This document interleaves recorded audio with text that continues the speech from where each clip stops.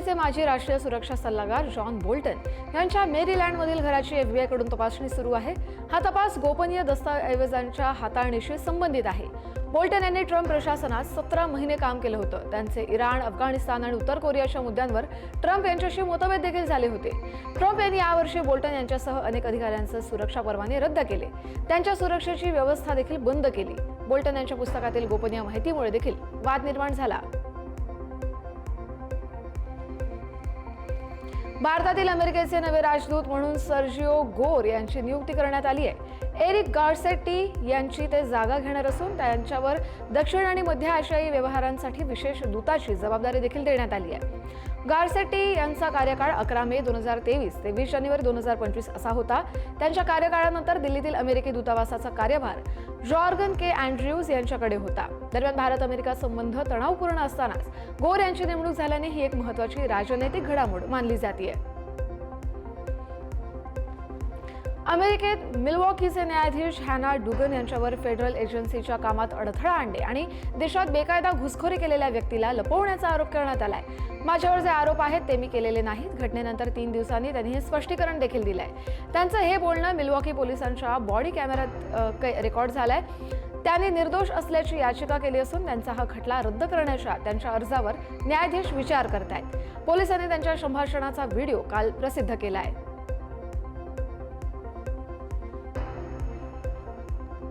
काश्मीरसह सगळ्या प्रलंबित मुद्द्यांवर भारताशी चर्चा करण्यास पाकिस्तान तयार असल्याचं पाकिस्तानचे परराष्ट्र मंत्री इशाक दार यांनी म्हटलंय। ही चर्चा केव्हाही झाली तरी त्याला पाकिस्तानची तयारी आहे। केवळ काश्मीरच्या मुद्द्यावरच नव्हे तर इतर सगळ्या विषयांवर चर्चा करण्याची पाकिस्तानची तयारी आहे, असं देखील त्यांनी सांगितलंय। पाकव्याप्त काश्मीर पाकिस्तानने भारताला परत देणं आणि दहशतवादाच्याच मुद्द्यांवर भारत आणि पाकिस्तान दरम्यान चर्चा होऊ शकते, असं देखील भारताने स्पष्ट केलंय। चीन ब्राझीलकडून 17% सोयाबीनची खरेदी करताना पाहायला मिळतोय। त्यामुळे सोयाबीनच्या पुरवठ्यासाठी चीनने ब्राझीलकडे आपलं पाऊल वळवल्याचं पाहायला मिळतंय। या अगोदर चीन अमेरिकेकडून सोयाबीन आयात करत होता, मात्र आता चीनने सोयाबीन अमेरिकेतील आयात कमी केली आहे। पूर्वी अमेरिका हा चीनचा सर्वात मोठा सोयाबीन पुरवठादार भाग होता, परंतु 2025 मध्ये बीजिंगने आपला दृष्टिकोन बदलत सुमारे 70% सोयाबीनच्या गरजा ब्राझीलमधून पूर्ण करण्यावर भर दिलाय। न्यूयॉर्कमधील इरी काउंटी मेडिकल सेंटरमध्ये बसचा भीषण अपघात झाला। या अपघातात 24 जणांवर उपचार सुरू आहेत, जे जखमी झालेले आहेत। नियाग्रा फॉल्सवरून न्यूयॉर्क शहराकडे परतणारी 51 प्रवाशांसह एक टूर बस महामार्गावर नियंत्रण सुटून उलटली। यात अनेक जण जखमी झाले। या अनेकांचा मृत्यू देखील झालाय, मात्र मृत्यूचा आकडा अद्याप कळू शकलेला नाहीये। यावेळी बसच्या खिडक्या तुटल्याने प्रवासी बाहेर फेकले गेले। अनेक रुग्णवाहिका आणि वैद्यकीय हेलिकॉप्टरने जखमींना रुग्णालयात नेण्यात आलं। अपघातात बहुतांश प्रवासी भारतीय, चीनी आणि फिलिपिनी वंशाचे होते। दक्षिण मध्य अमेरिकेतील लुइझियानाच्या रोजलँड इथे कंपनीतील स्फोटामुळे धुराचे लोळ दिसत होते। परिसरातील नागरिकांसह आणि एका प्राथमिक शाळेतील विद्यार्थ्यांना सुरक्षित स्थळी तात्काळ हलवलं गेलं। काल कंपनीला आग लागली होती आणि काही क्षणातच आगीनं रौद्र रूप धारण केलं। त्यामुळे या आगीच्या ज्वाळा आणि काळा धूर आकाशात पसरला। या घटनेत सुदैवानं जीवितहानी झाल्याची नोंद नाहीये, मात्र रोजलँडच्या 1 मैल परिसरातील सगळ्यांना सुरक्षित स्थळी हलवण्याचे आदेश देण्यात आले होते। या गावात सुमारे 1100 लोक राहत असल्याची देखील माहिती आहे। इंग्लंडमधील लंडनच्या गॅट्स परिसरात इंडियन अरोमा या भारतीय रेस्टॉरंटवर हल्ला करण्यात आलाय। पेट्रोल बॉम्ब टाकून हल्ला केला गेला। हल्ल्याचा हा प्रकार CCTV चित्रित झालाय। या हल्ल्यात सुदैवाने कोणतीही जीवितहानी झालेली नाहीये।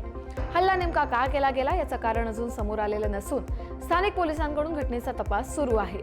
सुरक्षेच्या दृष्टिकोनातून परिसरात अतिरिक्त पोलीस बंदोबस्त तैनात करण्यात आलाय।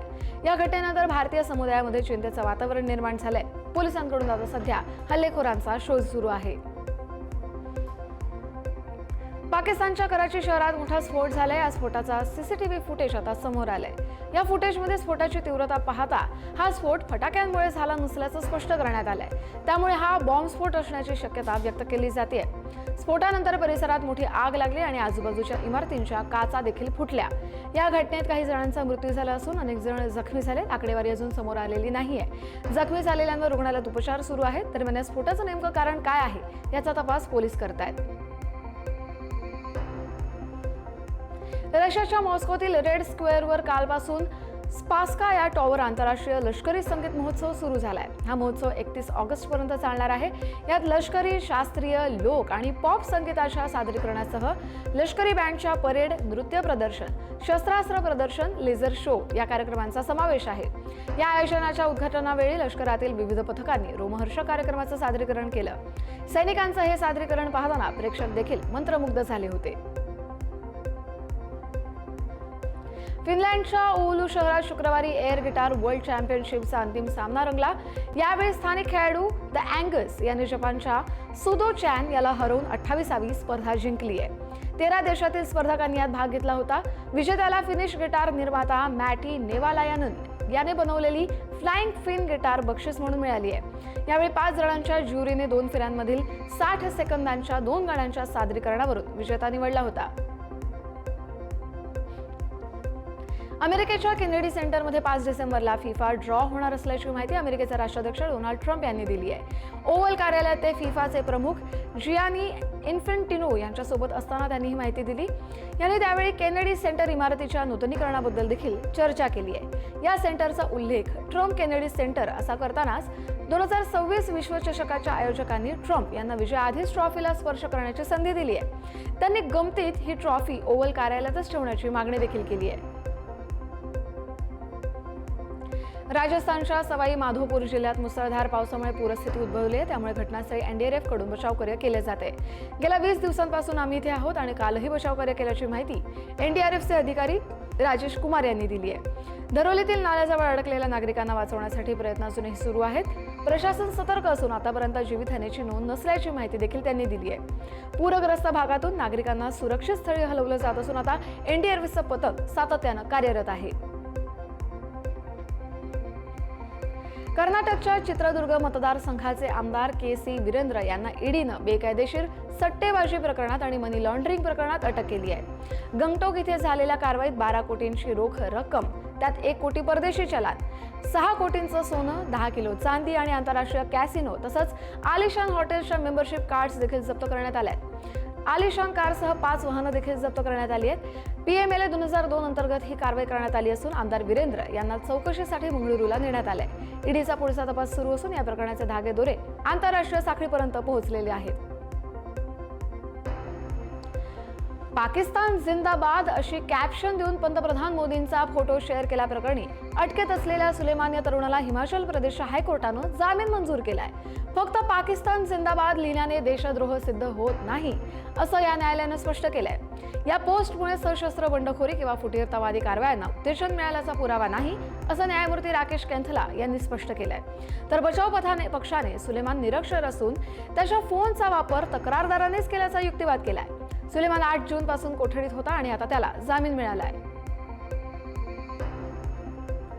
डोनाल्ड ट्रम्पच्या टॅरिफला प्रतिसाद म्हणून भारतीय टपाल विभाग 25 ऑगस्ट पासून अमेरिकेला सगळ्या प्रकारच्या टपाल वस्तूंचं बुकिंग थांबवणार आहे. सध्या हा निर्णय तात्पुरता लागू केला जाणार आहे. अमेरिकेकडून नवीन टॅरिफ लागू झाल्यामुळे भारतीय टपाल विभाग त्यांच्या सेवांमध्ये बदल करत असल्याची माहिती आहे. त्यामुळे आता अमेरिकेत जाणाऱ्या सगळ्या टपाल वस्तूंना कस्टम ड्युटी भरावी लागेल. ही ड्युटी देश विशिष्ट टॅरिफ नियमांवर आधारित असेल. मात्र $100 म्हणजेच 8,730 रुपयांपर्यंतच्या भेटवस्तूंना या ड्युटीतून सूट देण्यात आली आहे. भाजप नेत्या आणि टिकटॉक स्टार सोनाली फोगाट यांच्या मृत्यूला आज 3 वर्ष पूर्ण झाली असून अजूनही न्यायाची प्रतीक्षा कायम आहे. या प्रकरणात 50हून अधिक तारखा लागल्या पण आरोपी जामिनावर मुक्तपणे फिरतोय. अशा प्रकारे कुटुंबाने सीबीआयच्या तपासावर नाराजी देखील व्यक्त केली आहे. 2022 मध्ये गोव्यातील कर्लिश क्लबमध्ये सोनालीचा संशयास्पद मृत्यू झाला होता. PA सुधीर सांगवान आणि सुखविंदर सिंग यांच्यावर हत्येचा आरोप आहे. कुटुंबाने 2 वर्षांपूर्वी जामिनाविरोधात अपील देखील केलंय, मात्र अजूनही निर्णय नाहीये. दरम्यान पुढील सुनावणी 3 सप्टेंबरला होणार आहे.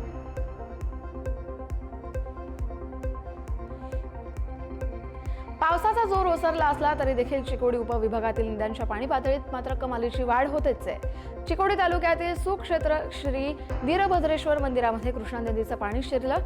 कृष्णा नदीचं पाणी मंदिराच्या गाभाऱ्यात देखील शिरलेलं पाहायला मिळालं. यापूर्वी श्री वीरभद्रेश्वर देवाची पूजा देखील करण्यात आली. अमावस्या असल्याने मोठ्या प्रमाणात कर्नाटक, महाराष्ट्रातील भक्त या ठिकाणी आले होते. भक्त लांबूनच देवाचं दर्शन घेत आहेत. देवस्थानात पाणी गेल्यामुळे दरवाजा बंद करून भक्तांना प्रवेश बंद करण्यात आलाय. त्यामुळे लांबूनच शिखर दर्शन घ्यावं लागतंय.